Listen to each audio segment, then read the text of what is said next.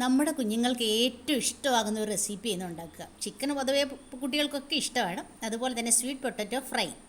നമുക്ക് അതുണ്ടാക്കി നോക്കാം. കുറച്ച് കടലമാവ്, മഞ്ഞൾപ്പൊടി, 1 ടീസ്പൂൺ പഞ്ചസാര,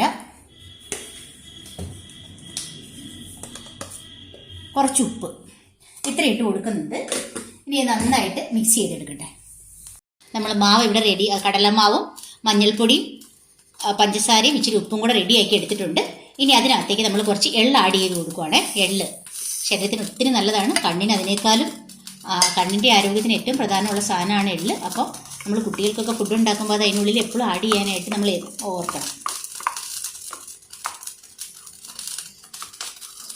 ഓക്കെ, നമ്മുടെ പൊട്ടറ്റോ കഴുകിൻ്റെ തൊലിയൊക്കെ ചെത്തിക്കളഞ്ഞ് കഴുകി നല്ല സ്ലൈസായിട്ട് അരിഞ്ഞ് റെഡിയാക്കി എടുത്തിട്ടുണ്ട്.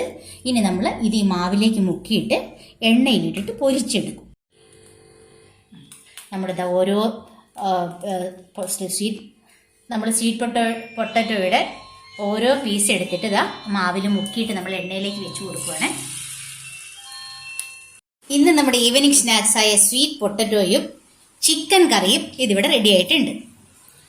സ്വീറ്റ് പൊട്ടറ്റോ കുട്ടികൾക്ക് ഒത്തിരി നല്ലതാണ്. അതുപോലെ ഷുഗർ പേഷ്യൻസിനും ഒത്തിരി നല്ലൊരു സാധനമാണ് സ്വീറ്റ് പൊട്ടറ്റോ. അപ്പോൾ എല്ലാവരും ഈ റെസിപ്പി ഒന്ന് ട്രൈ ചെയ്യണം.